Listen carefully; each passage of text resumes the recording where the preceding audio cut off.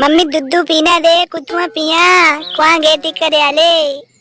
भूख लगी थी दे इन्या करता उड़ी काशा खाई ले अब होने करे आले अब का खाई मेरे दंदे पीड़ा हुई है मम्मी दे किन्ना का खावे रुक थोड़े चिर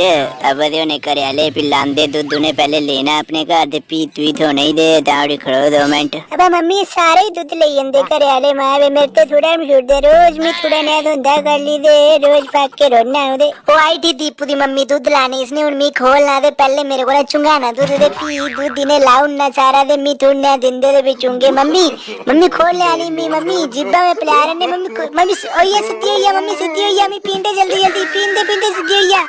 पींदे मम्मी पी आया नहीं मम्मी ने पींदे जल्दी कर पीने ले खिचुन नहीं मम्मी मी जल्दी कर सिद्धि हो लेनी मम्मी पींदे मी सारा दूध ओ लाइए सारा दूध सारे दूध लाइए दे मेरे किते गागरी जुड़ दे भी थोड़ा ना पिलाया दे उन सारे ला दे के बंदे ने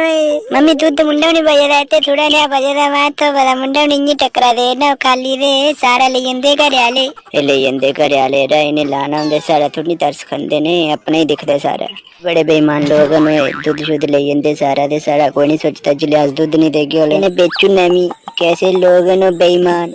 सारे ने जिब्बे दी कौन सुनता सारा दूध सारा पी पीए दे जिलियास दूध नहीं देचे वाले बेचू ना से हैं